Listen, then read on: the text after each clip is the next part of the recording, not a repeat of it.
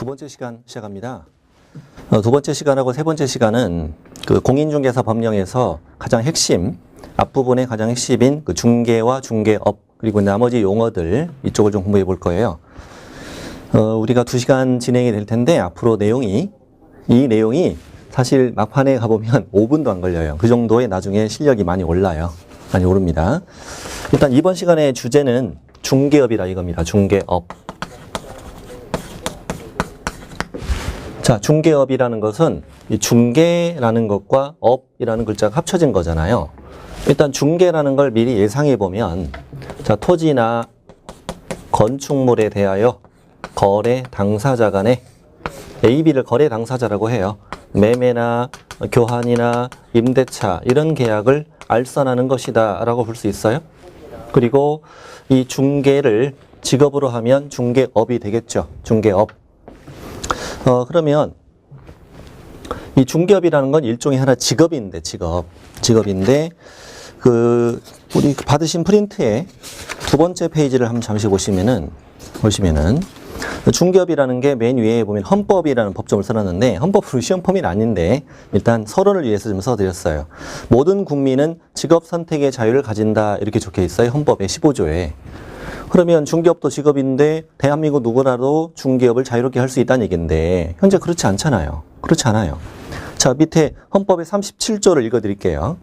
국민의 모든 자유와 권리는 국가안전보장, 질서유지 또는 공공복리 이걸 위해서 필요한 경우에 하나여 법률을 만들어서 제한할 수 있다. 이렇게 돼 있어요. 이 중개업은 과거에는 아무나 했어요. 신고만 하면 자유롭게 할 수 있었어요. 근데 현대시대에 와서 보니까 부동산 투기, 또 중개 사고 여러 가지 문제가 생기더라는 거야. 그래서 안 되겠다. 법률을 만들어서 이 법에 정해진 요건을 갖춘 자에게만 중개업을 허용하겠다. 이렇게 법률을 만들어 이 자유를 일부 제한할 수 있다는 얘기예요. 그건 주로 어떤 직업들이냐면 보건이나 위생에 관련된 직업들이에요. 이걸 아무나 하면 안 되잖아요. 전문적인 지식이 필요한 여러 각종 사자들 직업들, 이런 법들은 법을 만들어서 그 법에 정해진 요건을 갖춘 자에게만 그 자유를 다시 허용해 주는 거예요. 그래서 탄생된 게 공인중개사 법이 만들어진 거죠. 이 법이라는 건 국회를 통과해서 만들어지잖아요. 만들어집니다. 그래서 1983년 12월 30일. 그렇게 오래전은 아니죠. 83년 12월 30일에 이 법이 국회를 통과해서 만들어졌고 84년 4월 1일부터 이 법이 시행됐어요. 그러면서 중개업은 이제 아무나 할 수는 없어요 라고 만들어진 거죠. 밑에 이제 공인중개사 법률 제9조의 제목이 중개사무소 개설 등록이라고 되어 있죠. 그럼 제가 한번 읽어볼게요. 9조 1항 중개업을 영위하려는 자는 국토교통부령에 구체적인 절차를 마련해 둘 테니 거기에 정해진 바에 따라 중개사무소를 두려는 지역을 관할하는 시장, 군수, 구청장, 이게 너무 기니까 앞으로 뭐라고 하자, 등록한청이라고 하자, 여기에 찾아가 중개사무소 개설 등록을 하여야 한다. 다시 중개업을 영위하려는 자는 중개사무소 개설 등록을 하여야 한다. 어디 가서? 등록한청에 가서.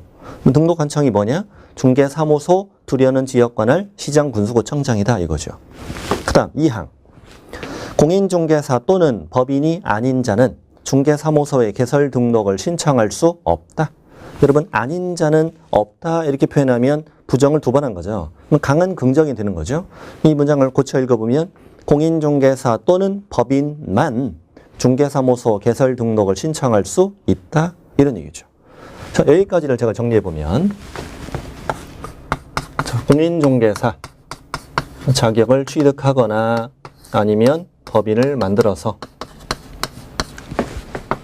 네 글자 어디 찾아가서 등록한청 중개사무소 개설 등록을 하세요. 이 등록을 하면 아까 뭐라고 불렀죠? 이 자를 개업공인중개사. 자, 개업공인중개사가 되면 드디어 우리가 꿈에도 그리던 뭘 할 수 있다? 중개업을 할 수 있어요. 자, 여기까지 아까 법정을 다시 읽어드릴게요. 중개업을 영위하려는 자는 중개사무소 개설 등록을 하여야 한다. 그리고 이 등록한청이 하라. 중개사무소가 있는 곳 관할 시장, 군수구청장에게. 그리고 이 등록은 공인중개사 또는 법인만 신청할 수 있다. 그럼 여기서 이제 우리가 알아야 될 용어 세 가지. 공인중개사, 개업, 공인중개사, 그다음에 중개업 세 개 용어를 배워봅시다. 자, 먼저 공인중개사는 밑에 법의 제2조 용어의 정의가 있죠. 용어의 정의. 자, 공인중개사는 이렇게 돼 있어요. 이 법에 의한 공인중개사 자격을 취득한 자를 말한다라고 돼 있어요. 이 공인중개사법에 시험 절차가 규정돼 있다고 그랬죠. 이 법에 정해진 절차에 따라 공인중개사 자격을 취득한 자를 공인중개사라고 한다.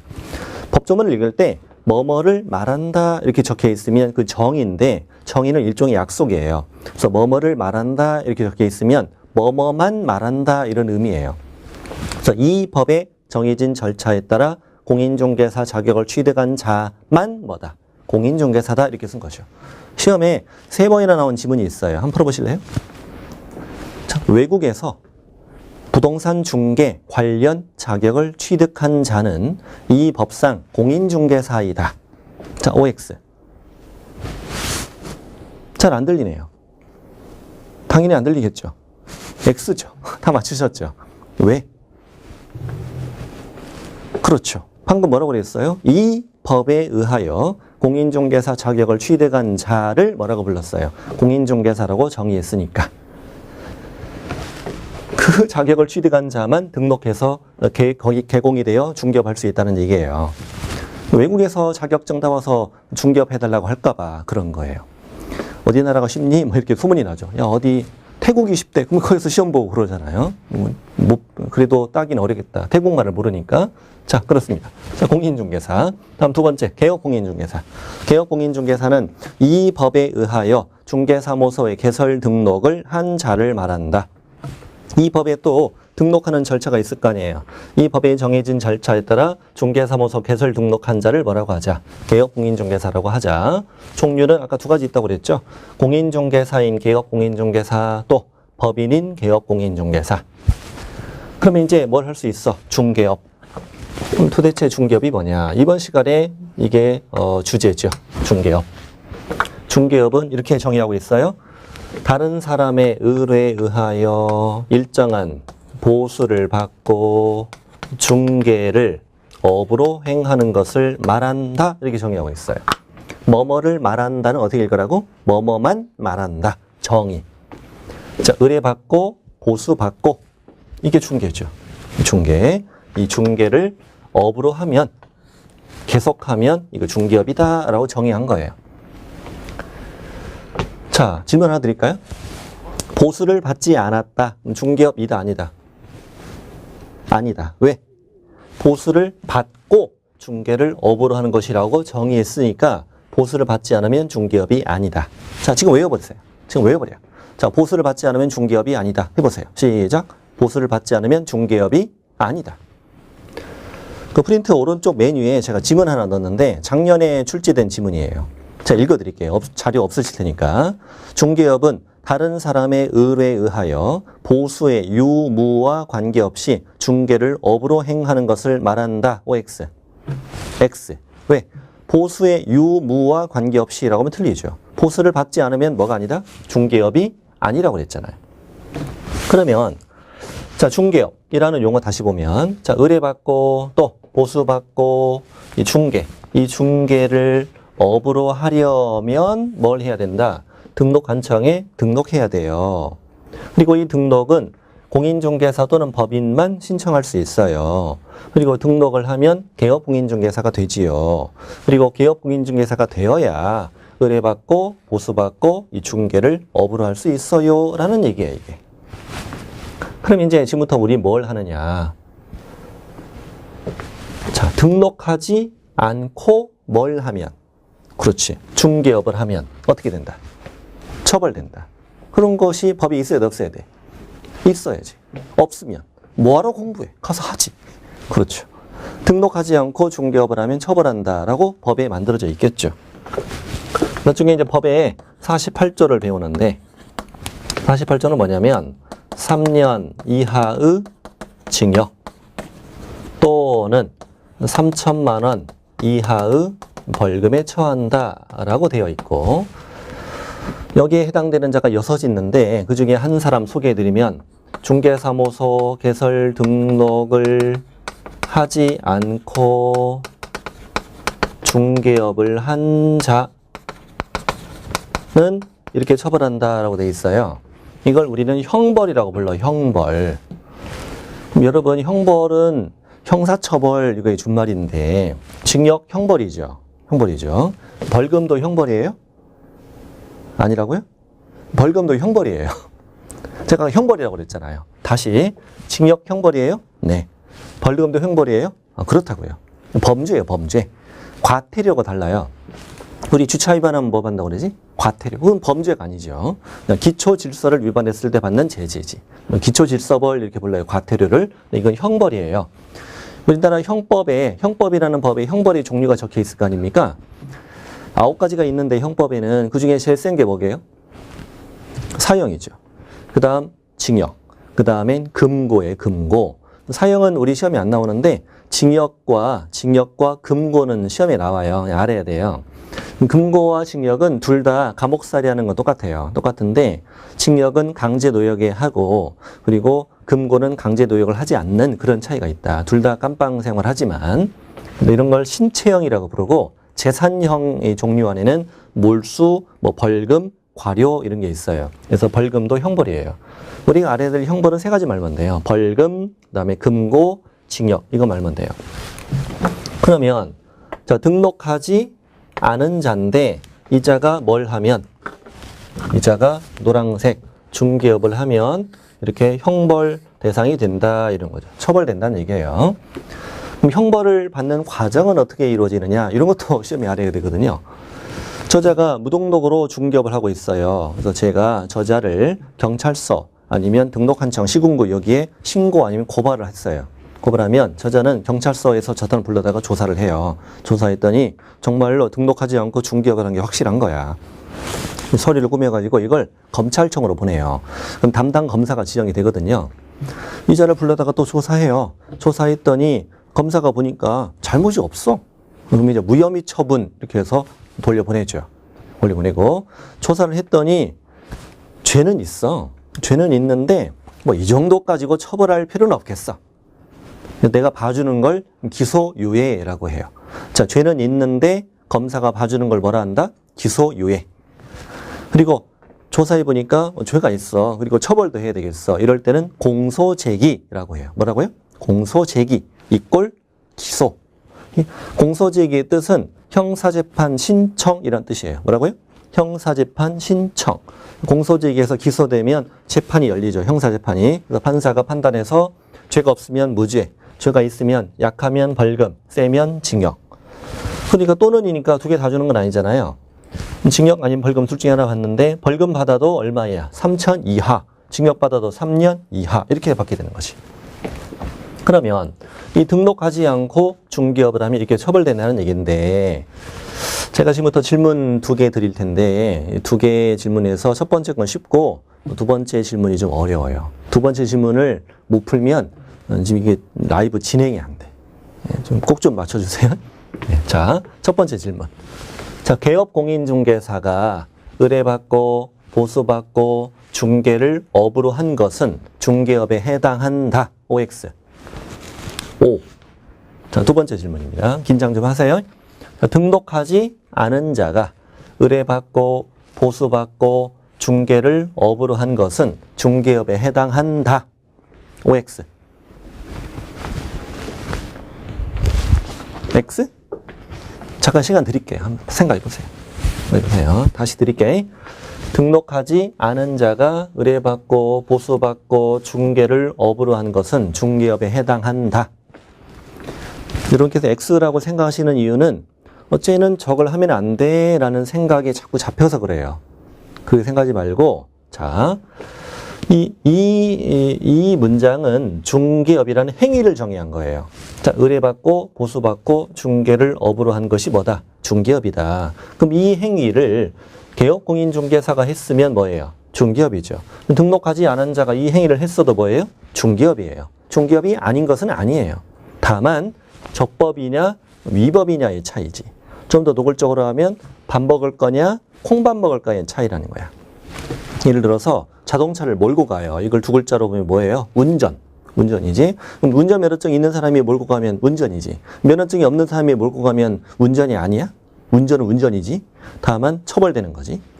그러니까 의뢰받고 보수받고 중개를 업으로 했으면 네가 해도 중개업, 네가 해도 중개업. 다만 밥 먹냐, 콩밥 먹냐의 차이라는 거지. 이 되게 시험에 잘 나와요.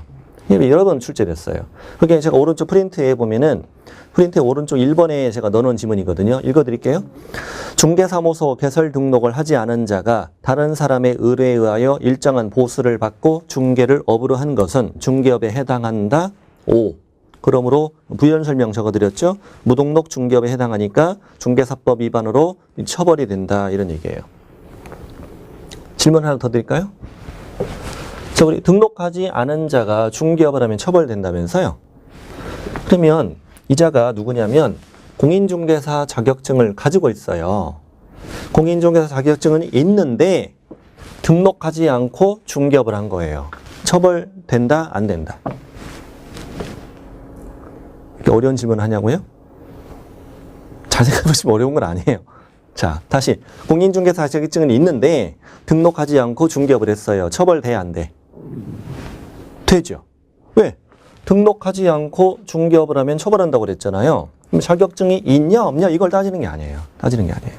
이게 올해 2월 달에 나온 대법원 판례예요. 그 2번 지문인데, 자, 공인중개사가 개설 등록하지 않은 채 부동산 중개업을 하는 경우에도 공인중개사 법상 형사처벌 대상이 된다. 5. 올해 2월 달에 나온 대판이에요. 올해 시험에 나올 줄 알았는데 안 냈어. 그럼 내년에 내겠죠. 이거는 꼭 낼 거예요. 꼭은 아니겠지만 낼 가능성이 높죠. 높죠. 자, 그러면 계속 질문 들어갈게요. 우리가 지금 이걸 배우고 있어요. 등록하지 않은 자가 의뢰받고 보수받고 중개를 업으로 했어도 중개업이니까 이렇게 처벌된다는 얘기를 하고 있어요. 또 질문 드릴게요. 등록하지 않은 자가 보수를 받지 않고 중개를 했어요. 처벌돼요, 안 돼요? 안 돼요. 왜요? 보수를 받지 않았으니까요? 그렇죠. 근데 그게 다가 아니죠. 보수를 받지 않으면 뭐가 아니니까. 중개업이 아니니까. 이게 아니니까. 등록하지 않고 등록하지 않은 자라도 뭘 안 받았다면, 보수를 안 받았다면 중개해도 된다, 안 된다? 아이고, 안 된다고 어떻게 또. 해도 된다고. 처벌이 안 된다고요. 그럴 수도 있잖아요. 아는 사람 두 사람 이렇게 소개시켜주고 둘이 계약이 됐어. 난 중개했어. 감옥 가야 돼, 그러면? 이거 너무하잖아. 우리 두 다리 건너면 대통령까지 가잖아요. 우리 인맥이 그렇잖아요.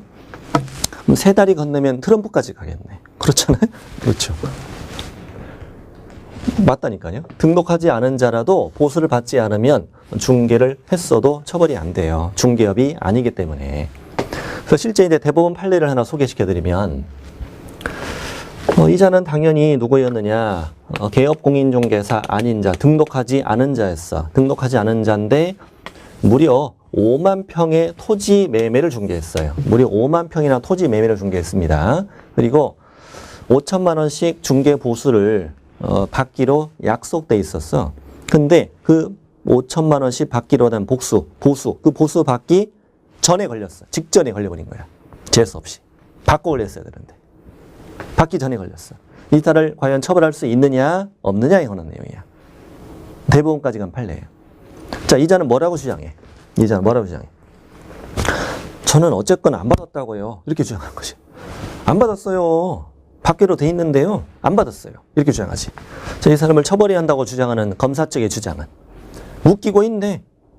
너 안 걸렸으면 받았을 거잖아. 그리고 받기로 돼 있잖아, 지금. 그럼 받은 거지, 그건.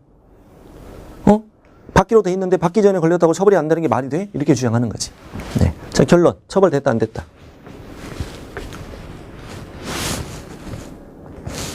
안 됐죠. 잘 맞추셨어요. 잘 맞추셨어요. 안 됐어요. 왜? 자, 뭐라고 그랬어, 아까? 보수를 받지 않으면 뭐가 아니다? 중개업이 아니라고 그랬잖아. 그리고 분명히 법에 뭐라고 돼 있어요? 보수를 받고 라고 돼 있잖아요. 이 용어가 성립이 안 된다는 거지. 근데 좀 이상해. 안 이상해요? 아니, 받기로 돼 있는데 받기 전에 걸렸다고 처벌이 안 되는 게 말이 되냐 이거지. 이런 걸 뭐라고 하냐면 죄형 법정주의라고 그래요. 죄형 법정주의. 어떤 죄에 대하여 형벌을 가하려면 법에 꼭 규정되어 있어야 한다는 얘기예요. 예를 들면 저 사람이 한 행위가 사회적으로 아주 비난받을 짓이에요. 정말 파렴치한 행위예요. 그러나 저 행위를 대한민국의 어떤 법도 저 행위를 처벌하는 규정이 없으면 처벌이 안 되는 거예요. 가끔 우리 신문 같은 거 보면 그런 내용이 나오잖아요. 나와요. 그러니까 현재 이 법에 보수를 받기로 약속한 행위, 이걸 처벌하는 규정이 있다 없다? 없다. 그래서 판사님이 이렇게 얘기해 주더군요. 다른 법은 예를 들어 변호사법을 제가 예를 들어 보면 변호사법이 이렇게 돼 있어요. 변호사가 아닌 자가 보수를 받거나 받기로 약속하고 변호사의 업무를 하다가 적발이 되면 처벌된다 이렇게 돼 있어요. 근데 우리 법에는 뭐가 없어서 받거나 받기로 약속하고 이게 없기 때문에 처벌이 안 된다는 얘기예요. 그래서 제가 이 대판이 2006년에 나왔는데 이 대판이 나온 다음에 법을 개정할 줄 알았어요. 이렇게 보수를 받거나 받기로 약속하고 라고 법률을 개정하면 되잖아요. 안 바꾸더라고요. 저는 이해가 안 돼요. 왜 안 바꾸는지. 이 바꾸면 더 이 중개업도 용어가 재밌어질 텐데. 자, 깔끔해. 보수를 받지 않으면 뭐가 아니다? 중개업이 아니다. 받을래다 말았어도 중개업이 아니다. 받기로 약속했어도 중개업이 아니다. 그럼 제가 3, 4번 한번 읽어드릴게요. 듣기만 해보세요. 거래 당사자들로부터 보수를 현실적으로 받지 아니하고 단지 받을 것을 약속하거나 요구하는 데 그친 경우에는 중개업에 해당하지 않는다. OX. 5. 4번으로 이어져요. 중개사무소 개설 등록하지 아니하고 부동산 거래를 중개하면서 그에 대한 보수를 약속 요구하는 행위는 이 법 위반죄로 처벌된다. X. 약속 요구 행위를 처벌하는 규정이 없다고 그랬잖아요. 틀렸어요. 지금 기초라고 해서 정말 너무 쉬운 것만 대충 훑고 지나갈 거 생각하시는데 아니에요. 이 부분에 대해서 지금 중점적으로 공부를 하고 있는 거예요, 지금. 실제로 시험에 다 나오는 것들이에요. 자, 그 다음 우리가 해야 할 건 뭐냐. 업이에요, 업. 업이라는 게 뭐냐, 이거죠. 이 업이라는 건 일단 느낌은 계속적으로 하는 걸 의미하는 거죠. 뭐, 영리성, 영업성, 뭐, 계속성, 이런 걸 따지는 거잖아요. 따지는 건데, 문제가 뭐냐. 이 업이라는 게 횟수로 딱 특정이 될 수가 있다, 없다? 없다는 거죠. 두 번부터다라고 하는 것도 웃기잖아요. 오늘 하루에 2번을 했어. 그러면 업이라고 볼 수도 있겠지만 1년 전에 한 번 했어. 오늘 한 번 했어. 이걸 업이라고 볼 수는 없지 않냐 이거지. 그러니까 업이라는 것도 참 애매한 단어예요. 그래서 대판 싸운 거죠 또. 이런 사건이 있었어요. 시험에 안 나오는 사건인데 한번 예를 들어볼게요. 이자는 개공이 아니에요. 개공 아닌데 커피숍을 해요. 이자가 이제 공인중개사 시험을 몇 년 준비했는데 결국 실패했어요. 참 안타까운 일이에요. 한이 맺혔어요. 한이 맺혀가지고 커피숍을 하는데 커피숍의 그 이름을 부동산 카페라고 지었어요. 실화예요, 실화. 실화면 지어내는 게 아니에요. 실제 대판이 있어요. 사무실 이름을, 그 커피숍 이름 뭐라고 지었다고? 부동산 카페. 한이 맺힌 거죠. 정말. 부동산 카페라고 지었어요. 근데 우리가 나중에 이제 기본 이론 들어가면 배우실 텐데, 우리 개업공인중개사는 간판에다가 사무소 명칭을 질 때, 공인중개사 사무소 아니면 부동산 중개 둘 중에 하나가 꼭 들어가게 만들어야 돼요. 예를 들면 뭐 대박 공인중개사 사무소 아니면 왕대박 부동산 중개 이런 식으로 이름을 지어야 돼요. 그럼 당연히 개업공인중개사가 아닌 자는 간판에 공인중개사 사무소 쓰면 안 돼. 부동산 중개도 쓰면 안 돼. 심지어 이와 유사한 명칭도 쓰면 안 돼 라고 돼 있고 이걸 위반하면 1년 이하 징역에 또는 1,000만 원 이하 벌금에 처한다고 돼 있어요. 그 자는 그걸로 처벌됐어요. 부동산 카페라는 사무소 이름은 사람들로 하여금 부동산 중개를 한다라고 오해할 소지가 있다는 거야. 그래서 그 이유만 가지고 이제 처벌된 거예요. 만약에 부동산 카페라고 해놓고 중개를 했어. 한 번 했어요. 보수도 받았어요. 그럼 이건 해석상 중개업이라고 볼 수도 있어요.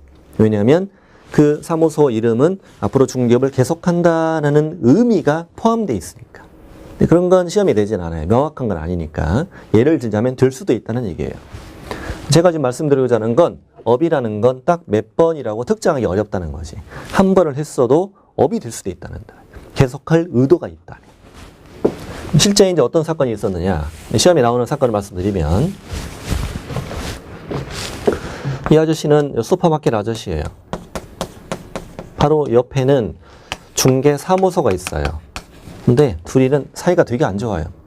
눈만 마주치면 으르렁거려요. 네. 자, 그렇습니다. 자, 그리고 이자는 임대를 원하는 사람이에요. 다음 달 임차인이 방을 빼겠다는 거예요. 그래서 새로운 임차인을 구해주세요라고 계곡의뢰에게 중개 의뢰를 이미 해놓은 상태예요. 다음 이자는 임차를 원해요. 전세금이 많이 올라서 이번에 방을 빼기로 했어요. 그리고 이 동네에 마땅한 집이 없어서 참 안타까운 일이에요, 지금. 마음도 쓸쓸하고 그래요. 식료품 사러 슈퍼마켓 갔다가 친한 이 아저씨랑 이런저런 얘기를 나눴죠. 나누고 아저씨가 참 안타까워요. 우리 친한데 자네 이 동네 떠나면 안 되는데 이런 생각이 드는 거죠. 근데 마침 이 아저씨가 보니까 아까 다녀간 A가 떠올라요. 얘도 임차인 구한다고 그랬는데 둘이 만나면 괜찮을까? 하는 생각이 본 거죠. 그래서 둘이를 이렇게 소개시켜줬어요. 그래서 둘이 만났죠. 둘이 만나서 얘기를 해보니까 조금씩 양보를 했는데 조건이 맞는 거야. 그래서 이제 둘 간에 그 주택의 전세 계약이 체결된 거예요. 그러면 이 갑은, 아저씨 갑은 중개라는 건 했을까? 중개는 했나? 그치, 중개는 중개지. 중개라는 건 결국 이거예요. 내 소개로 둘이 만나 계약하는 게 중개예요. 중개는 했네. 중개했어. 근데 A, B는 지금 복비가 굳었잖아요. 복비가 지금 100만 원이나 나올 수 있는 상황인데 복비가 굳었단 말이에요. 땡 잡았죠. 아저씨한테 얘네 둘이 고마우니까 우리가 좀 감사비 좀 드리고 싶다고. 그랬더니 아저씨가 우리 사이야. 그러지 마. 주려면 30 주든가 그래 그냥. 이렇게 얘기한 거예요. 그래서 이제 알았다고 해서 이제 감사비를 좀 줬어요. 이렇게 줬어요. 그럼 뭐 받았어요? 보수도 받았네. 보수도 받았네. 근데 이제 얘네 둘은 계약서를 쓸 줄 모르잖아요. 그래서 어디 갔어? 그렇죠. 얘네 둘이 이 중개사무소에 가서 사장님, 우리는 전세 계약은 이미 됐고 계약서를 못 쓰니까 사장님이 계약서를 좀 써주지. 계약서만 쓰는 건 말 잘하면 5만 원, 말 못하면 10만 원이라고 돼? 이렇게 얘기하는 거죠. 실제 그렇게 계약서만 쓰는 일도 가끔 하죠. 우리 계공이. 계약서만 쓰는 일은 중개가 아니에요. 이미 계약은 체결된 거니까. 계약서만 쓰는 일은 아무나 해도 돼요. 아무나. 친구가 해도 되고요. 뭐 법무사, 행정사 아무나 해도 돼요. 그리고 계약서만 써주는 거에 대한 대가는 법에 규정된 게 없어요. 그냥 관행사 한 5만 원, 10만 원 이렇게 받아요. 우리 재계약 같은 거 할 때 이렇게 계약서만 써주는 일 하잖아요. 근데 이 아저씨가 보니까 되게 안타까워. 니네 둘이는 아는 사이도 아닌데 어떻게 만났어? 이 아저씨가 소개시켜줬어. 그래? 법비 줬어? 줬지? 그냥 할 순 없지? 이렇게 한 거야. 그래? 알았어. 하면서 이제 이걸 찔러버린 거야. 아저씨는. 중개업을 했다 이거지. 이걸로 이제 대법원까지 간 사건이지. 네. 판사님이 어디에 이제 막혔어요? 보수받고 중개했는데 과연 이게 업이냐? 근데 업이라는 게 횟수로 딱 특정할 수 없다고 그랬잖아요. 그래서 판사님은 이렇게 얘기해줘요. 이 업인지에 대한 판단 기준을 내가 알려줄게. 이렇게 해요. 이 판단 기준은 그 행위의 목적, 규모, 그 다음에 횟수와 기간, 그 다음에 태양, 뭐 이런 말을 써. 요즘에 다 쓰는 얘기예요. 썬 아니고 모습 이런 얘기예요. 이런 것들을 종합적으로 고려해서 사회 통념에 따라 판단해야 돼. 이렇게 얘기해줘요. 사회 통념에 따라 판단을 해야 된다. 이렇게 얘기해줘요. 한마디로 그냥 길게 쓴 거지 답이 없다는 얘기예요. 그냥 멋있게 보려고 쓴 거죠. 네. 그럼 이제 하나씩 판단해 볼게요. 이 아저씨가 이 중개를 하게 된 목적이 만약에 처음부터 의도적으로 돈을 벌 목적이었다라고 한다면 업이 될 수도 있지. 근데 제가 아까 만든 상황은 처음부터 돈 벌 목적은 이었다 아니었다? 아니었지. 그냥 우연히 두 사람을 알게 돼서 그냥 소개해 준 거지 뭐. 자, 규모. 이 전세, 아파트 전세 이거 의리의리해? 그런 것도 아니잖아. 뭐 건물도 아니고 빌딩도 아니고 얼마 받지도 않았잖아. 규모도 별로 안 돼. 횟수 기간 몇 번 했어? 한 번밖에 안 했어. 그 사람이 여러 가지 이 행위를 하게 된 여러 가지 모습을 보니까 이런 걸 종합적으로 고려해 보니까 일반 사회 통념상 상식적으로 판단해 보니까 업이다 아니다. 이런 건 업이 아니지 않냐 이렇게 얘기한 것이. 그래서 이제 처벌이 안 된 사건이죠. 그럼 결론은 뭐냐? 그럼 이 정도는 해도 된다는 얘기냐 이거지. 해도 돼 안 돼? 이 정도는 허용한다, 허용하지 않는다. 허용한다는 얘기죠. 이 정도는. 그러니까 심지어 뭘 받았을지라도 보수를 받았을지라도 우연히 이렇게 한번 도와주는 정도 중개는 해도 된다는 얘기죠.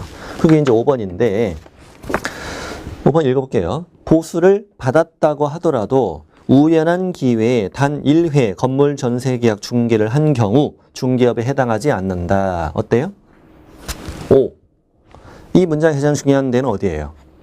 우연한 기회라는 부분이에요. 그 부분은 반드시 시험에 나와요. 반드시 나와요. 보수를 받았다 이 말이 흔들리면 안 돼요. 이거 중개업이 아니다 이거지. 이 정도는 허용하겠다는 거예요. 근데 공부할 때 주의할 점이 있어요. 주의할 점 뭐냐면 이거 외에 어떤 사례를 만들어서 시험을 내진 않아요. 출제위원이 사례를 막 만들어가지고 이거 중개업이야? 이렇게 물어봐. 그렇게 절대 안 물어봐요. 그 사람은 그 출제위원의 생각인 거지 이게 딱 정해진 게 아니잖아요. 시험엔 법조문하고 판례만 나와요. 이 판례도 대법원 판례만. 그러니까 공부하실 때 가끔 이런 질문 하세요. 이렇게 한 상황이면 중개업이에요? 이렇게 물어보면 안 돼요. 매우 위험한 행동이에요. 매우 위험한 행동이고 절대 시험이 안 나와요. 시험엔 법조문하고 판례만 나와요. 그러니까 공부하실 때 우리는 학문하는 게 아니라고요. 학문하는 게 아니에요. 우리 토의하는 게 아니에요. 객관식 문제 풀면 되는 거예요. 절대 내 생각을 넣지도 말고 쓸데없는 생각을 절대 하면 안 돼. 오로지 이 문제 정답을 맞추는 데만 초점을 가지고 공부를 하셔야 돼. 장황하게 하지 말고 내 생각을 넣지 말고 있는 것만 단순하게 접근하자. 그렇게 해야 고득점이 나와요. 공부할 때 매우 주의할 부분이에요. 특히 민법에서 심해요. 민법에서 내 생각을 넣으면 답이 안 나와요. 내가 볼 땐 나쁜 짓이 아닌데 자꾸 나쁘다 보니까. 자, 그렇습니다. 자, 중개업을 공부했습니다. 중개업. 중개업은 이런 것이었구나. 자, 그 다음에 우리 할 일은 이거예요. 그 다음에 할 일은 이 안에 들어있는 중개업 안에 중개가 들어있잖아요. 중개는 뭐냐 이거지. 자, 지금부터는 중개라는 용어를 공부해 보겠어요. 프린트를 보신다면은 3페이지예요. 중개도 이제 용어의 정의가 되어 있죠. 어떻게 되어 있느냐? 법의 제3조. 법의 제3조에 정해진 중개 대상물에 대하여 이렇게 시작하는 문장이에요. 용어의 정의는 법의 2조에 있거든요. 중개 대상물은 법의 3조에 있어요. 법의 3조를 제가 거기다 수록해 드렸어요. 법의 3조의 제목은 중개 대상물의 범위. 첫 번째는 뭐예요? 토지. 두 번째는 건축물. 그 밖에 토지의 정착물. 나머지는 대통령령으로 정할게 라고 되어 있는데 대통령령에 가보니까 임목도 있고 광업재단도 있고 그리고 공장재단도 있다. 임목, 광업재단, 공장재단이 뭔지는 모르겠네요. 지금 몰라도 돼요. 임목은 등기된 수목의 집단을 말해요. 나무도 등기가 돼요. 우리나라에 1973년부터 나무 등기가 가능한 임목에 관한 법률이 만들어졌어요. 저하고 생년월일이 비슷해요. 비슷합니다. 그 나무를 왜 등기하냐면 나무를 담보로 저당권 설정해서 대출을 받기 위한 목적이죠. 그래서 임업 자본의 금융화 이렇게 얘기합니다. 등기된 수목 집단도 우리 중개대상물이라고 공인중개사 법령에 정하고 있는 거죠. 우리에게 선물로 준 거죠. 거의 중개할 일은 없지만. 광산 쪽, 공장 쪽하고 좀 관련되어 있는 것 같아요.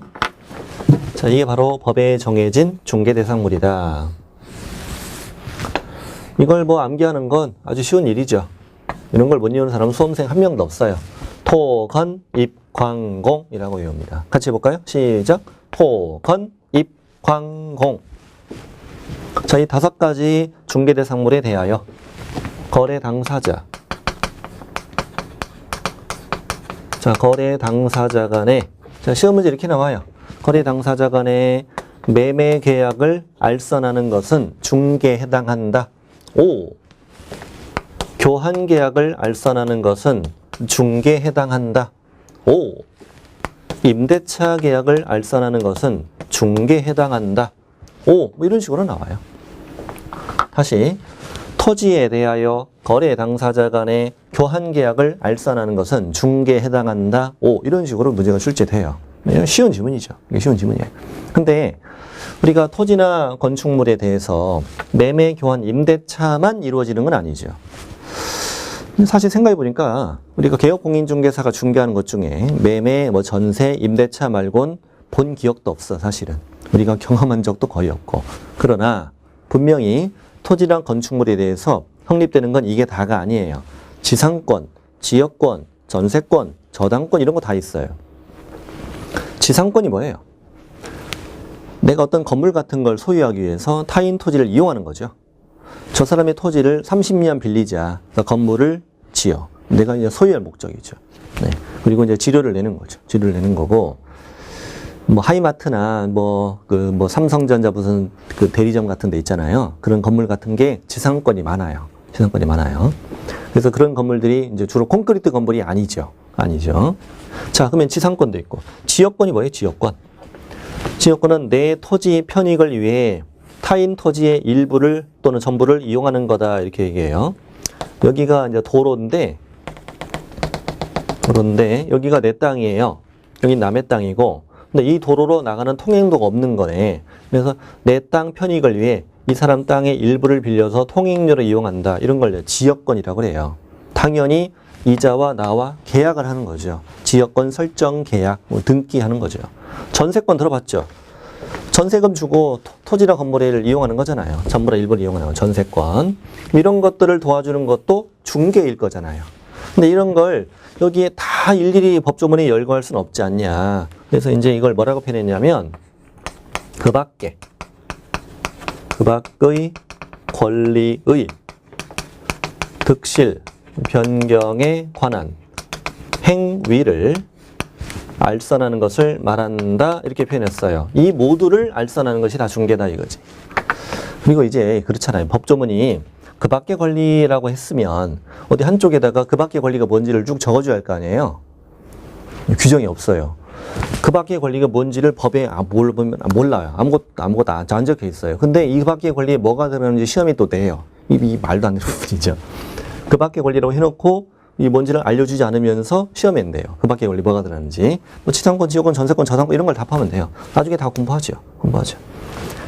간단히 그림을 그려보면 토, 건, 입, 광, 공에 대하여 거래 당사자 간의 매매를 알선했다. 중개, 교환을 알선했다. 중개, 임대차 알선했다. 중개.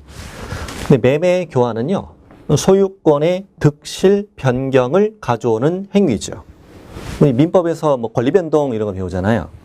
자, 이건 계약이란 말이죠. 이 매매 계약하면 소유권 실, 소유권 득, 소유권의 변경이 이루어지잖아요. 그래서 매매 교환은 소유권의 득실 변경을 가져오는 행위. 임대차는 임차권의 득실 변경을 가져오는 행위.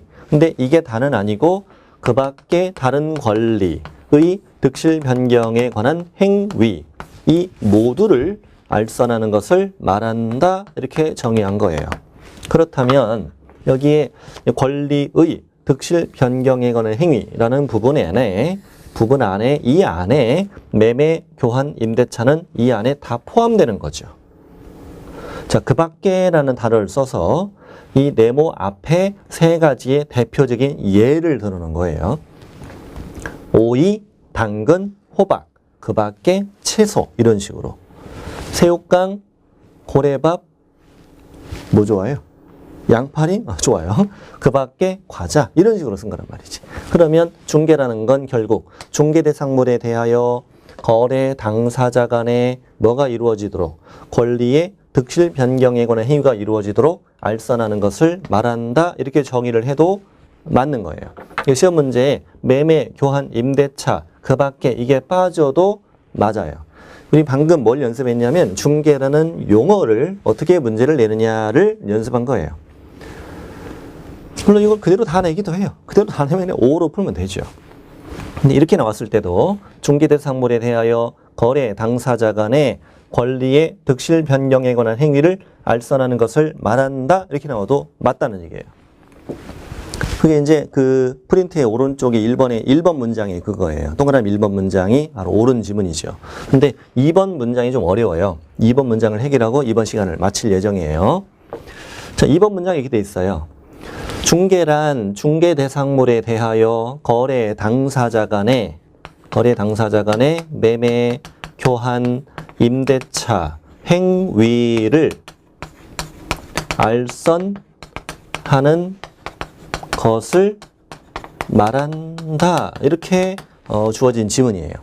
다시 중개대상물에 대하여 거래 당사자 간의 매매, 교환, 임대차 행위를 알선하는 것을 말한다. 이렇게 하면 맞아요, 틀려요? 놀랍게도 시험에 한 번도 안 나온 문장이에요. 자, 맞을까 틀릴까? 힌트. 여러분, 뭐뭐를 말한다는 어떻게 읽으랬지? 뭐뭐만 말한다. 이런 식으로 읽으면 된다고 그랬죠? 맞아요, 틀려요? 틀리지. 이렇게 정의를 하면, 이렇게 이 문장처럼 정의를 하게 되면 매매와 교환과 임대차 세 가지를 알선하는 것만 중개라는 말이 되니까 그 밖의 권리의 득실 변경을 알선하는 건 중개가 아니다라는 말이 되니까 틀린 거예요. 그래서 틀린 거예요. 현재 우리 뭐 했냐면 중개라는 용어의 그 개념을 본 거예요. 개념을 본 거고 그리고 이제 이번 시간을 마치고 잠시 후에 한 10분 쉬었다가 더 진행할 건 뭐냐면 이 중개라는 용어 안에 중개대상물이 있는데 이 중개대상물이 갖는 의미 그리고 이 전체적인 용어에 어떻게 연결되느냐 그 연결고리를 만들어서 말씀드리고 그 다음에 할 것은 나머지 용어들 공인중개사, 개업공인중개사, 소속공인중개사, 중개보조원을 공부해보고 그리고 이제 오늘 강의를 다 마칠 예정입니다.